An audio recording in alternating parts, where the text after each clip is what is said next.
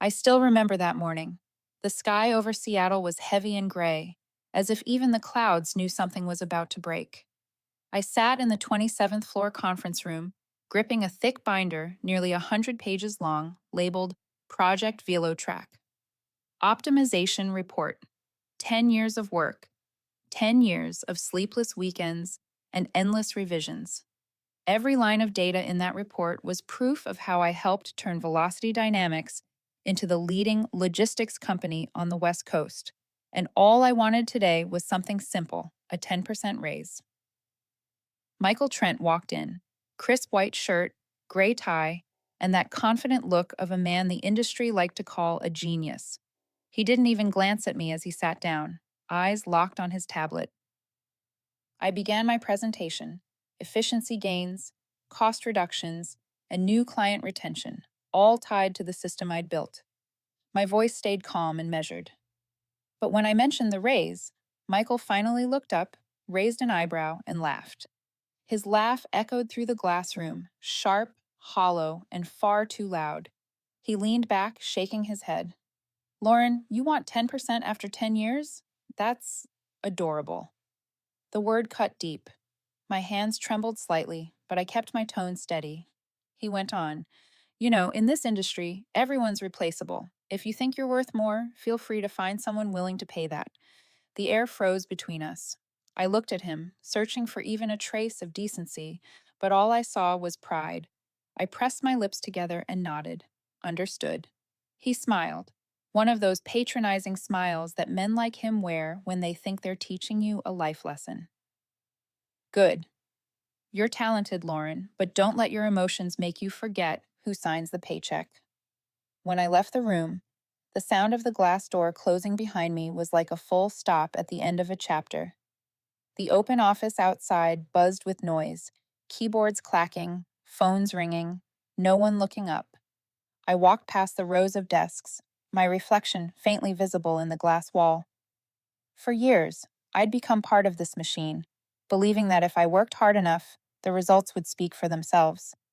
But today, I finally saw it. I was just another cell in Michael's spreadsheet. Back at my desk, a new email popped up in the corner of my screen. Subject line: CEO feature, Velocity's visionary leadership.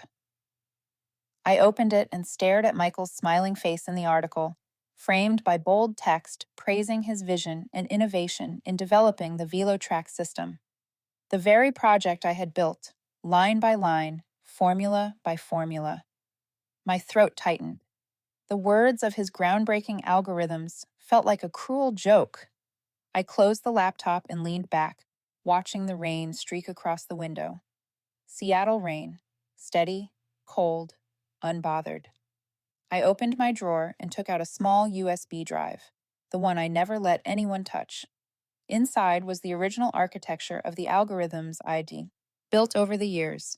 I called it Flight Core, the foundation I wrote on my personal computer long before the company realized its worth.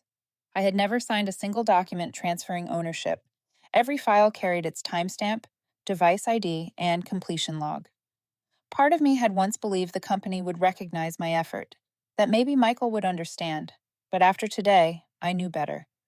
As I stood up to leave, I caught my reflection in the glass door, a 32-year-old woman, tired but somehow clearer than ever, and for the first time in years, I thought a simple, undeniable truth: I don't want to be here another day.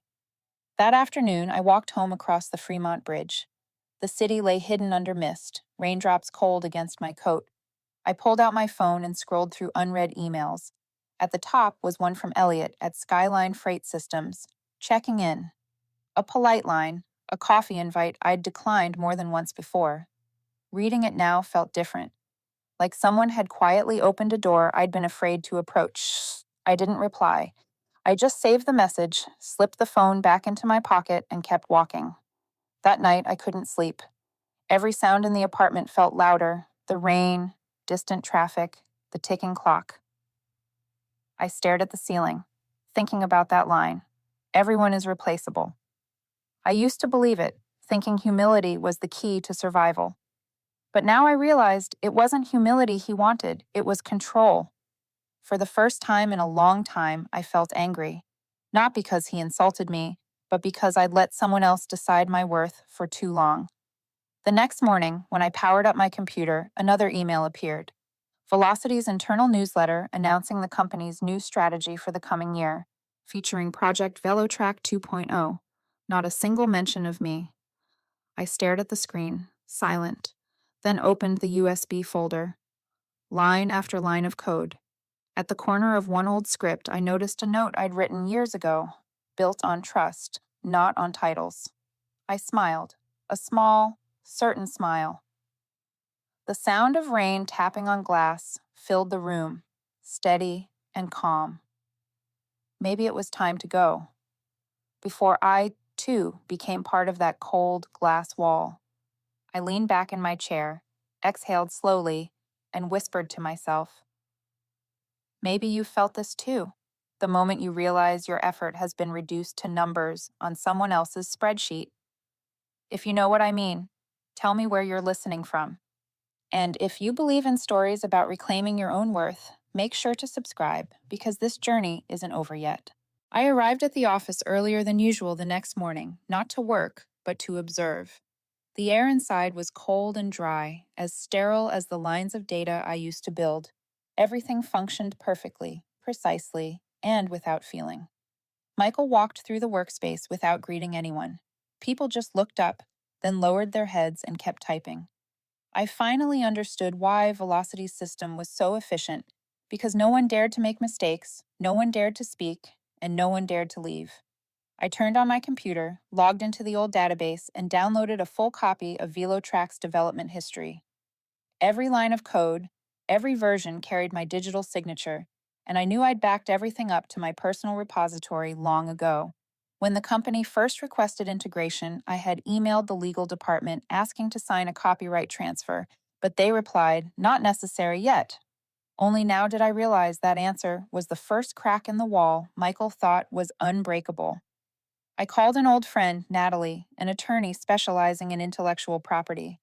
After listening to my story, she stayed quiet for a few seconds, then said, Lauren, if everything you're saying is true and you have documentation, the original code belongs to you, not Velocity. My heartbeat quickened. But they might retaliate hard, she added. Be ready for that. When power is challenged, people don't stay calm. At noon, I ate alone in a small cafe beneath the building. The black coffee cooled in my hand as I opened my laptop.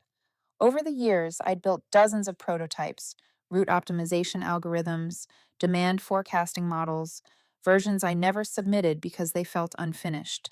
I scrolled through each note, each date, each proof that I'd done the work from home without using company resources. Every line of code was a memory.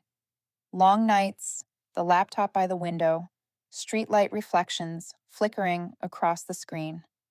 I realized that in 10 years, the only thing I truly owned wasn't my job, it was my ideas. That afternoon, I received an email from HR. Subject: Contract update and additional terms. It required all employees to sign a new addendum, including a non-compete clause and expanded intellectual property ownership. Deadline: this week. As I read that line, a chill ran down my spine. They were building a wall, closing the door now that they'd realized I held something they didn't. I printed the contract, folded it neatly, and slipped it into my bag. I already knew I wouldn't sign. Later that evening, I met Natalie at a quiet bar. She placed a thin folder on the table. This is a guide to protecting personal intellectual property, she said. If you decide to leave, make sure everything is backed up, verified, and time-stamped. Keep access to your personal repo and all related evidence. I nodded. She looked at me, her voice softening. Lauren, this isn't just about work. It's about how you let people define your worth. Don't let that happen again. That night, I sat alone in my apartment, the glow from the screen casting light across the wall. I opened the old email from Elliot at Skyline Freight Systems. He had once asked to collaborate, saying Skyline was looking for someone to lead their data analytics division. I reread his message. It felt like it had been waiting for me all along. My fingers hovered above the keyboard. I didn't reply, not yet. But deep down, I knew my decision was made. I spent the entire night preparing. I backed up all my personal data to an encrypted drive, photographed every notebook page, every dated confirmation, and every unanswered email. By dawn, I gathered everything into a single folder and named it Proof of Origin. I stared at those words on the screen, feeling lighter. Part of me was scared, but another part was strangely calm. Maybe because, for the first time in years, I was rewriting my own story. When the first light of morning slipped through the blinds, I stood up and poured myself a cup of coffee. The city outside was still wet from the night's rain. I knew this would be my last day walking into that building as an employee. But before leaving, I needed to see it one last time, to close the decade of a woman who once believed loyalty was enough. That morning, I arrived at the office at exactly 8. Not early, not late, just another ordinary workday, or at least it looked that way. I stepped into the elevator, watching the numbers climb slowly. My mind was still, calm as a lake. Inside my jacket pocket, the resignation letter was folded neatly, the words, "Notice of resignation," cutting through the white page like a blade. When the elevator doors opened, I saw Michael walking with his assistant, laughing loudly about something, not even noticing me. I waited until he turned into his office, then followed. "Lauren," he said when he saw me standing at the door. "Something new? Or are we talking about next week's project?"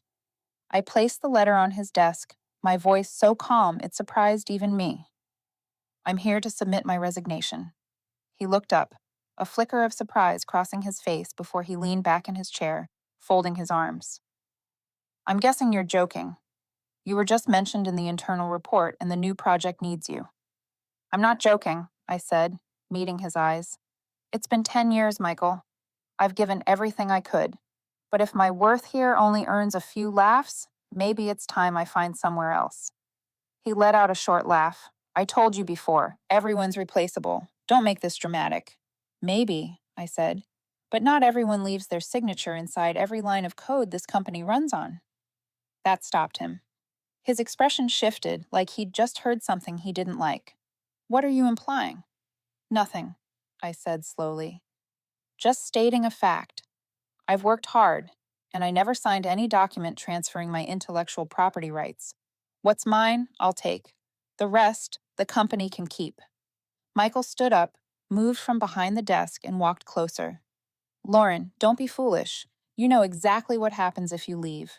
This industry is small. People like you don't get second chances that easily." I smiled faintly. "Maybe. But I'd rather start over than keep sitting here watching someone else take credit for my work." He stared at me for a long moment, then sighed. "You think Skyline will give you something Velocity couldn't?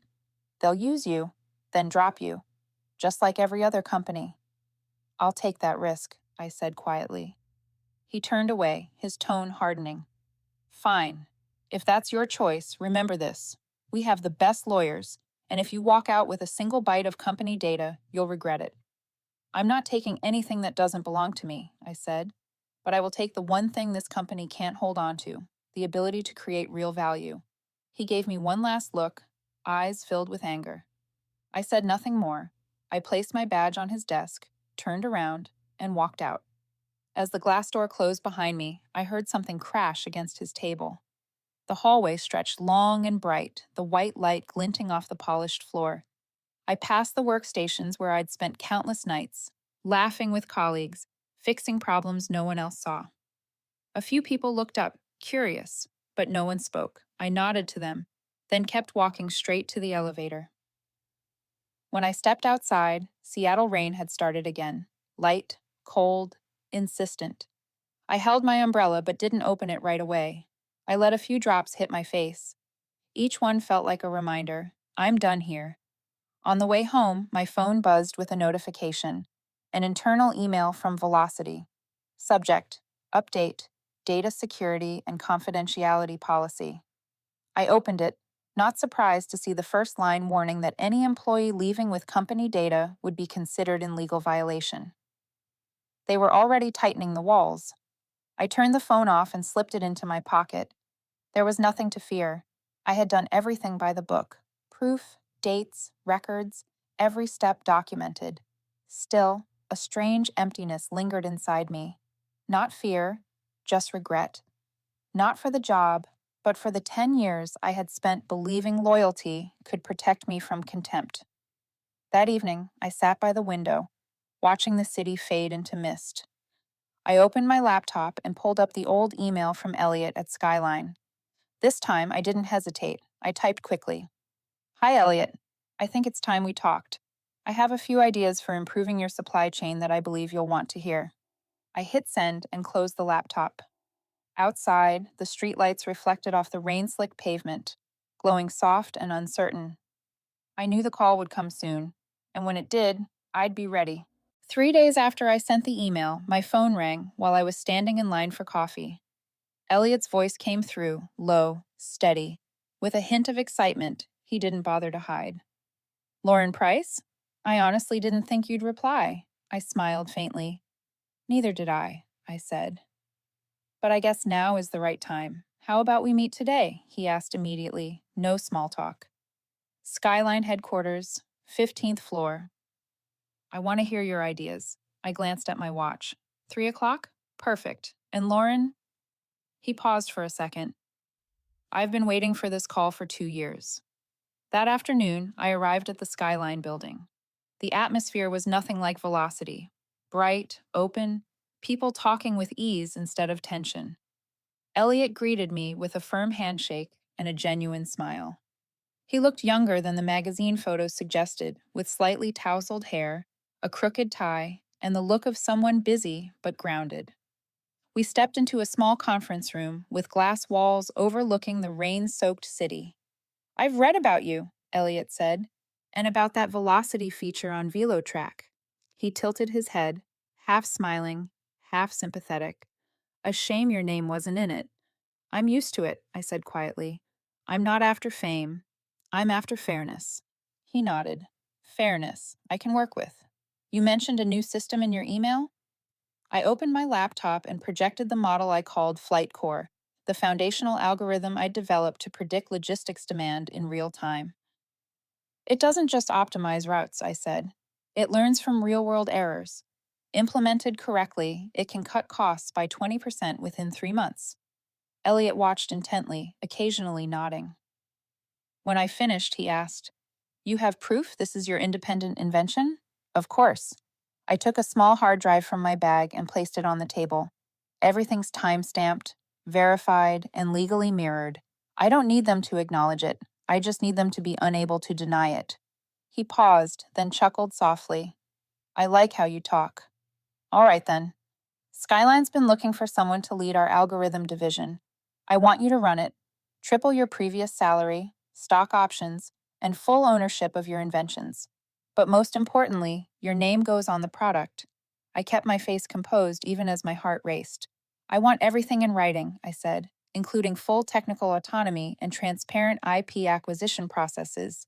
You'll have it all, he said, extending his hand. Welcome to Skyline. I shook his hand. The feeling was strange, light and final all at once. Something had just been cut clean, and I didn't regret it. During my first week at Skyline, I worked with a small team of 5, young, agile, smart, most of them former engineers from other West Coast tech firms. They called me the new brain, half joking, half serious. I began rebuilding the system from scratch and renamed it AeroLink. The name meant connection, something Velocity never understood. Elliot gave me full freedom. His only request was simple. I don't need you to prove you're right. I need results that can't be replicated. We worked nonstop for 6 weeks.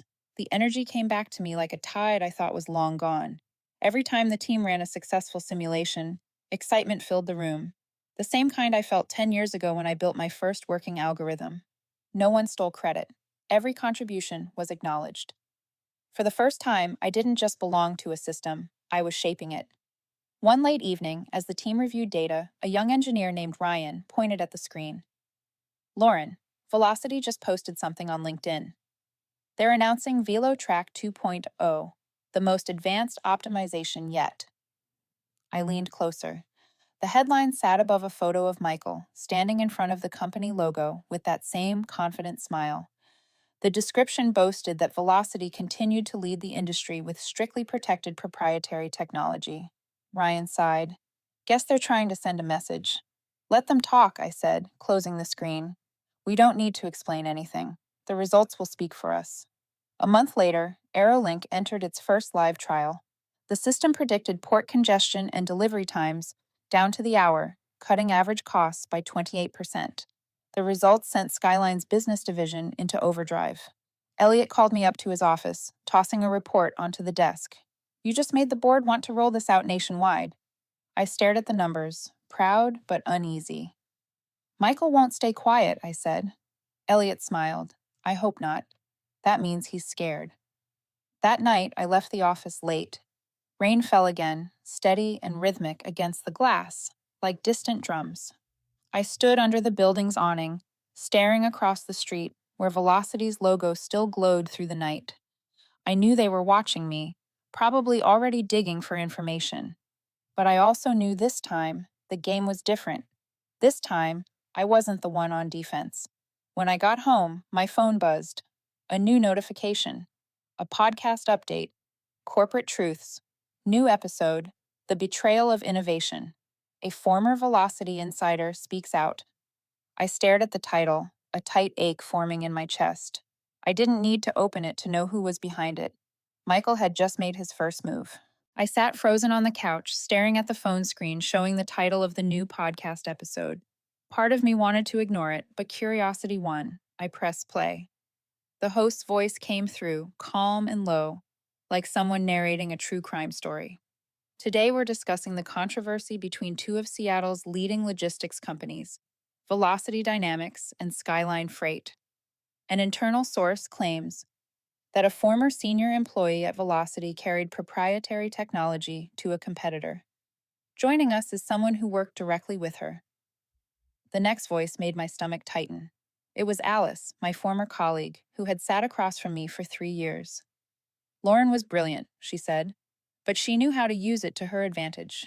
I'm not saying she stole anything, but everyone knows Velotrack was a team effort. She just liked being the only name remembered. I stopped the playback right there. I didn't need to hear the rest. I knew exactly who was behind it. Michael wasn't just striking back. He was trying to destroy my reputation before the truth could surface. The next morning, Skyline's communications floor buzzed with tension. Several tech outlets had already picked up the podcast, spinning it further. Genius engineer or corporate thief? When I walked in, the room went silent. Elliot caught my eye through the conference room glass and motioned me inside. He tossed a stack of papers onto the table, a printout of the article. We're handling this, he said, but I want to hear from you first. You want to know if I took their data? I asked, my voice rough from a sleepless night. I'm not asking because I doubt you, Elliot said. I'm asking because I need to know how to respond. We can stay quiet or fight back, but I don't want to be wrong. I didn't take any company data, I said. Only what I created myself. I have all the evidence and timestamps. Good, he said. I'll have legal start building the case. But Lauren, they're testing you. They want to see if you'll lose control. If you do, they win. I clenched my fists, swallowing the anger rising in my chest. I'm not losing control, but I'm not staying silent either. That afternoon, I agreed to a long interview with Tech Perspectives. The interviewer, a middle-aged woman named Harper, looked at me over her round glasses. You know you're standing in the middle of a storm, right? I know, I said. But if someone accused you of stealing your own creation, what would you do? I'm not here to retaliate. I just want to tell the truth. Aren't you afraid speaking out will make the fire worse? She asked. I used to be, I said, but fear never saved anyone. I've been silent long enough. The article came out 2 days later, titled, Lauren Price. I didn't take data, I took back the value they never recognized. It spread quickly. Some called it bravery. Others said I was playing the victim. I didn't read most of the comments. Every night, I just sat by the window watching the rain fall, but I knew I couldn't stop halfway. I had to see this through. A week later, Michael struck again.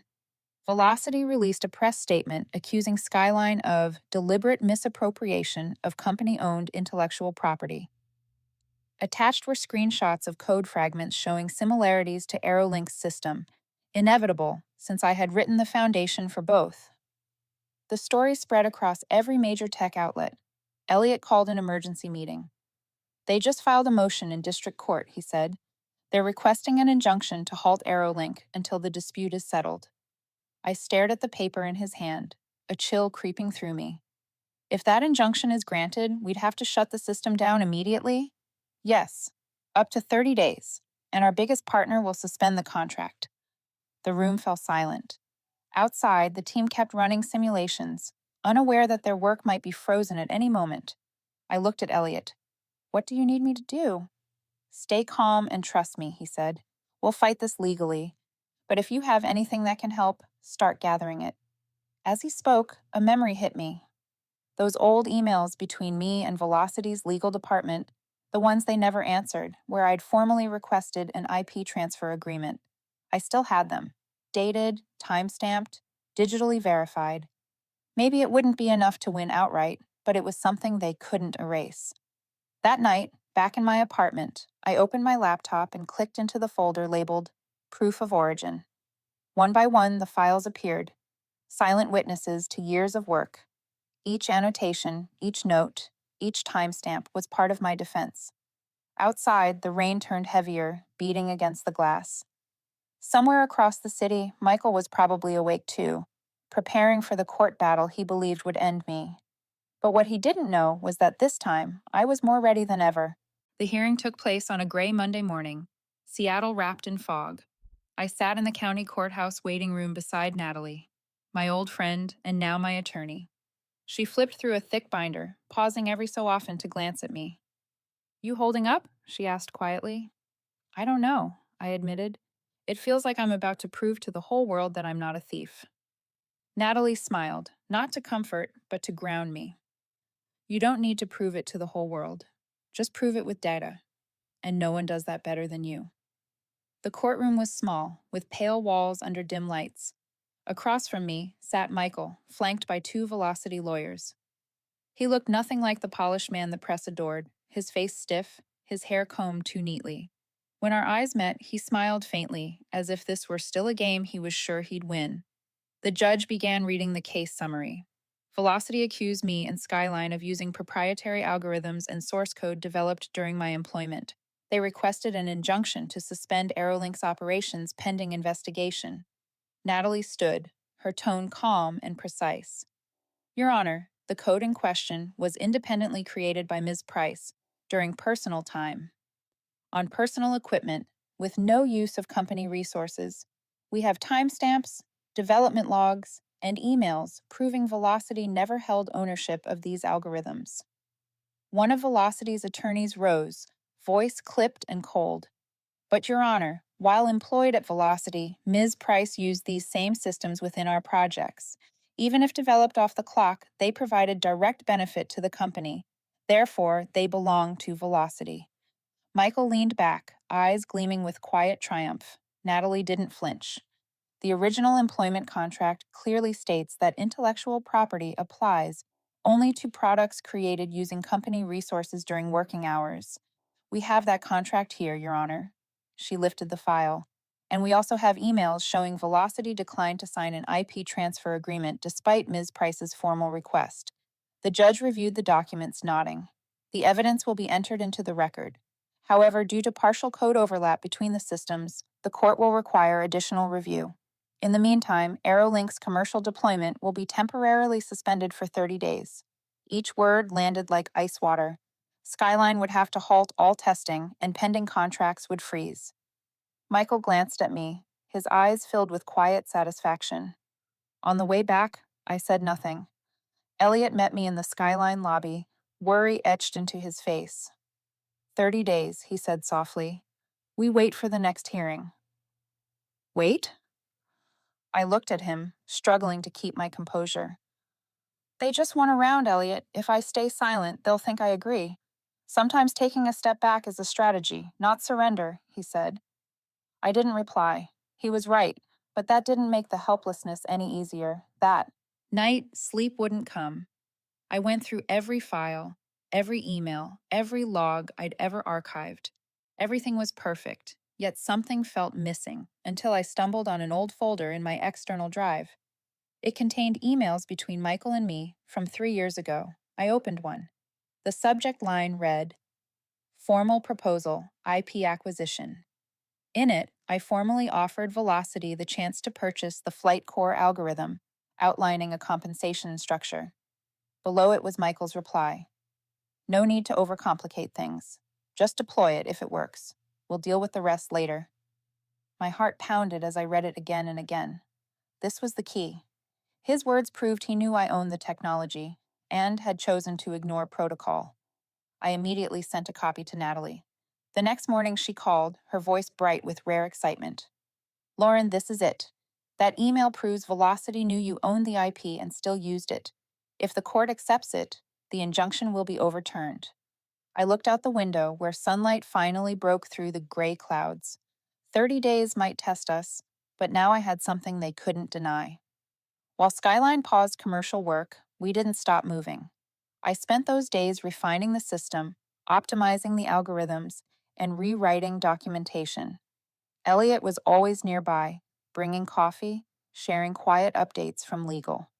On the 28th day, Natalie called. The court is reopening the hearing, she said. I arrived early, sitting in the empty hallway, clutching the drive that held the email. When the session began, Natalie presented the new evidence. Michael lowered his head to read, and his face paled. The judge read the message aloud. Mr. Trent, she said, it's clear from this response that you declined to formalize a transfer agreement. Do you deny this is your email? Michael said nothing. The silence filled the room. The judge nodded. The court acknowledges this new evidence. The injunction against Skyline is hereby lifted. A full trial will be scheduled within 60 days. Until then, AeroLink is permitted to operate. I exhaled slowly. Around me, the Skyline team erupted in quiet cheers, but I stayed seated, watching Michael. He wasn't smiling anymore. For the first time, I saw something flicker in his eyes. Fear. The kind he used to think only weaker people felt. Outside the courthouse, Natalie squeezed my hand. You just won the most important round. I smiled, but it wasn't joy. I knew this wasn't over. Michael wouldn't stop. The fight would go on. But for the first time in months, I didn't feel like I was running anymore. I'd finally reclaimed the right to tell my own story. After the second hearing, Skyline came back to life. News of the court overturning the injunction spread fast across the tech world, and the headlines shifted tone. I was no longer the traitor, but the woman who challenged the old system.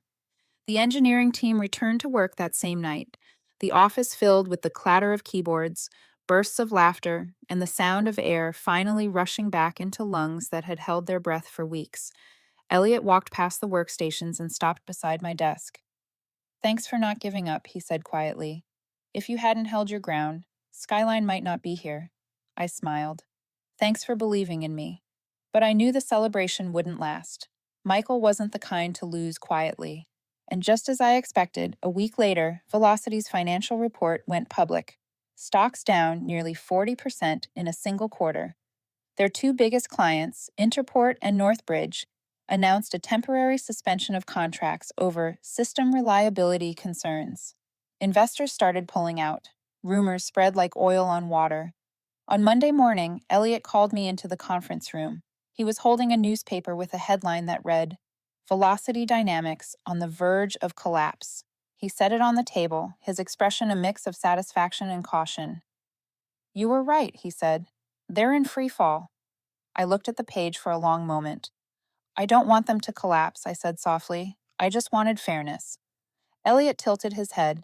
Fairness doesn't always look the way we want it to. That afternoon, my phone rang from an unknown number. The voice on the other end was hoarse, tired, but familiar. Lauren, it's me, Michael. I paused for a few seconds. What do you want? I just want to talk. We have nothing left to say. Please, he said, his tone dropping, almost pleading. Just once, not to negotiate, just to talk, face to face. I hesitated, then agreed. Partly out of curiosity, partly because I wanted to look him in the eye. the man who once made me doubt my own worth. We met at a quiet cafe near Lake Union. Michael arrived late, dressed in a dark coat, thinner than I remembered. He sat across from me, hands wrapped around a coffee he hadn't touched. "I guess you've seen the news," he said. "Velocity's in deep trouble. I read the reports." He gave a dry laugh. "You won. You got everything you wanted: recognition, vindication, the crowd's applause." I met his gaze. "I didn't do this for applause. I just did what you told me. If you think you're worth more, find somewhere that sees it." So I did. He fell silent for a moment, then spoke slowly. I used to admire you, your persistence, your insight, the way you saw what others missed. But you believe too much in justice. You think truth can fix things. In this world, truth only matters when it serves power. Maybe, I said evenly. But you forgot one thing: power can change hands. Truth doesn't. He laughed, a broken sound. "You sound like I did when I started, but you'll see. Sooner or later, they'll try to bring you down, just like they did me." Maybe. But if I have to choose between falling because I was honest or surviving because I lied, I know which one I'll take. We sat in silence for a while.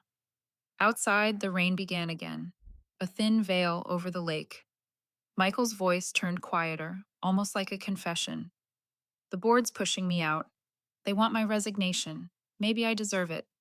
But hundreds of people will lose their jobs, Lauren. Have you thought about that?" I looked up at him. "I think about them every day. But you're the one who put them in this position. I just pulled the curtain back so everyone could see what was behind it." He nodded, eyes hollow. "Maybe you're right. Either way, congratulations." He stood, leaving his untouched coffee behind. As he walked out, his reflection lingered in the glass. A man who once believed he couldn't be replaced, now just a shadow of himself. 3 weeks later, the news broke. Michael Trent resigned as CEO for personal reasons. Velocity laid off more than 200 employees. Stocks fell another 20%. Industry forums called it one of the fastest collapses in logistics tech history. Elliot handed me the article, half teasing, half thoughtful. "You just did what every competitor in the industry tried and failed to do." "Not me," I said. "He destroyed himself." But the victory didn't taste like I thought it would. Every time I saw headlines about layoffs, my chest tightened. I remembered the faces I used to work beside, the ones who'd simply believed they were building something good. Now they were just numbers in a quarterly loss report.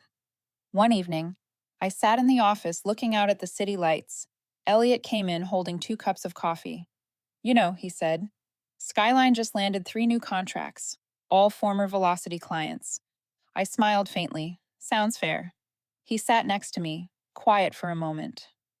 "But is it fair," he asked, "that we benefit from their fall?" I didn't answer. My thoughts went to Michael, to the laid-off employees, to the system I once helped build. Part of me wanted to feel satisfied. The other part just felt empty. Elliot looked at me again, his voice softer. "You did the right thing, Lauren. But maybe now it's time to think about what comes after you've won." I nodded, though I already knew the truth. Winning, sometimes, is just another kind of loss.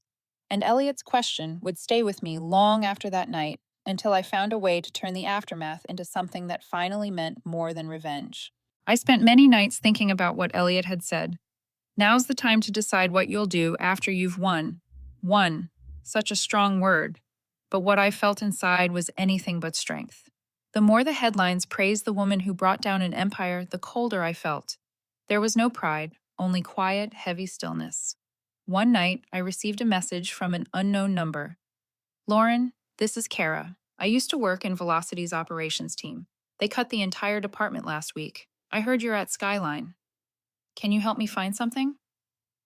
The message had no question mark, as if she were too tired to hope. I stared at the words for a long time. Then another message came. From Jake R., logistics analyst, laid off from Velocity. Then another, and another. None of them is angry, none bitter. Just one simple line. Is Skyline hiring? That was when I realized these weren't numbers in a layoff report. They were the people who used to greet me every morning, who stayed late helping me debug code when the system failed. Now they were jobless because someone decided they were acceptable losses. The next day, I brought it up to Elliot. He sat in silence for a while, then asked, "You think Skyline could absorb all of them?" "I don't know," I said, "but maybe we should try, not just to help them, but to prove we can do things differently." He leaned back in his chair, quiet for a long moment. "You're talking about a rehiring program? I'm talking about responsibility." Velocity collapsed because it forgot that people are the real assets. We're not making that mistake. 3 weeks later, Skyline announced Second Flight, a rehiring and retraining initiative for former Velocity employees. We didn't just fast track applications, we partnered with 3 training organizations to help them update their technical skills. Elliot put me in charge of the entire program. At first, the response was skeptical. Many thought it was just a PR move to polish Skyline's image after the lawsuit. But when applications started pouring in, when the first thank you emails arrived, the atmosphere in the office changed. Even the employees who had once doubted me began volunteering to mentor, to recommend, to help. I'll never forget the first interview. A woman in her 50s, hair streaked with gray, sat across from me, clutching her folder. "My name's Marlene," she said. "I worked at Velocity for 15 years. I didn't think I'd ever be sitting here again after all that time." I recognized her instantly. Marlene, the former head of customer service, the one who always brought pastries during holidays. Before I could speak, she went on. "I didn't come here to ask for a job. I just wanted to see if you think it was worth it.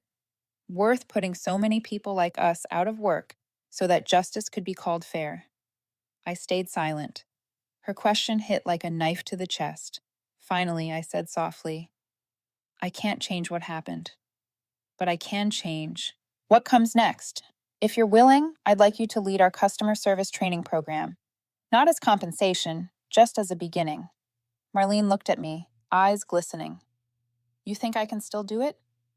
"I don't think," I said. "I believe." She nodded. And for the first time in months, I saw hope in the eyes of someone who once worked at Velocity. Within 3 months, Second Flight had helped nearly 100 people find new jobs, over 60 of them at Skyline. Business magazines started calling it a new model of humanity in logistics tech. But what made me proud wasn't the headlines. It was how the Skyline team talked about the project. They didn't call it a campaign, they called it a chance to do what's right. One morning, as I walked into the office, Marlene was waiting in the hallway. "You know," she said, "I just got an email from Jason. He's from operations. He wants to apply too." I smiled. The more, the better. This door isn't closing for anyone. That afternoon, Elliot stopped by my desk and dropped a newspaper in front of me. On the front page was a photo of the Skyline building under the headline, "Second Flight. When Justice Becomes More Than Victory." He smiled. "You just did what Michael never understood, turned power into something human." I looked out the window at the thin Seattle sunlight. "No," I said. "I'm just learning how to take responsibility for what I've built, for the light and the shadows alike." That night, I stayed late. In the quiet of my office, I opened the project dashboard. 173 people rehired, 39 in retraining, nearly 200 more under review. I stared at those numbers and felt the weight in my chest ease, just a little. But beneath that calm, one thought lingered: Michael.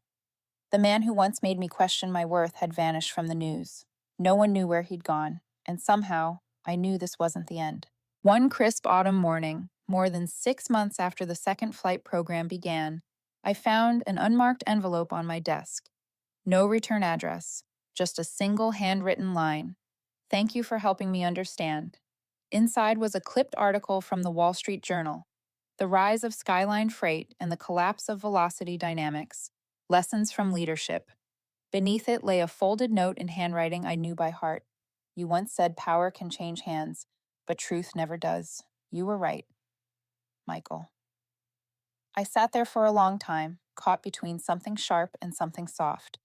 He was still watching, even in silence. I didn't know if it was regret or closure, but I knew this much. The story between us had finally reached its end. That afternoon, I left the office early. Seattle smelled of rain. The streets were crowded, but inside I felt strangely calm. I walked along Lake Union, past the cafe where I'd last seen Michael, and stopped by the railing. The water reflected the pale sky, perfectly still, as if it had forgotten every storm it ever knew. I thought about my 10 years at Velocity, the girl who once sat in a glass room, trembling under the sound of her boss's laughter. The girl who left with nothing but a small USB drive and a quiet sense of defiance, unaware that her choice would shake an empire. If not for that day, maybe I'd still be there, convincing myself that loyalty was enough to be seen. Now, Skyline had become a symbol of something new. AeroLink was patented, carrying my name and my team's. In the main lobby hung a plaque engraved, "Innovation starts with those who refuse to be replaced." Every time I walked past, I stopped for a moment, as if to thank the woman I used to be for not giving up. A year later, I was invited to speak at the Innovation Awards. The hall was packed, lights bouncing off hundreds of faces, some of them old colleagues from Velocity, now standing beside me at Skyline. When I took the stage, I didn't talk about algorithms or revenue. I told a story.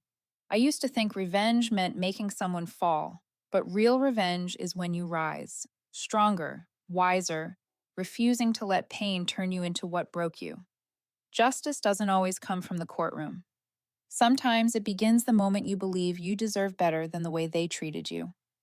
The room was quiet for a few seconds before applause filled the air, long and warm. I didn't cry. I only smiled. Because I finally understood, victory isn't about who loses, it's about who you become after everything. That night, as I left the hall, I saw Marlene waiting in the lobby. She smiled as she walked toward me. "I once asked if it was worth it," she said. "Now I have my answer." "Do you think it was?" I asked. "Not just worth it," she said. "Necessary." She squeezed my hand before walking away. I stood by the window, watching the Seattle lights shimmer over the water. It felt complete. No victory is perfect, but some bring you back to yourself, and that's what matters most. I stepped out into the cool night with nothing but peace. No anger, no resentment, just gratitude for the journey, the loss, and the person I had become. If someone asked me what I learned, I'd say this: no one gets to decide your worth but you. And sometimes leaving isn't an ending, it's the beginning of the life you truly deserve. Which moment in this story moved you the most? Leave a comment below. I read every single one. And don't forget to subscribe and turn on notifications so you won't miss the next story, where justice is served in the most unexpected ways. Thank you for listening.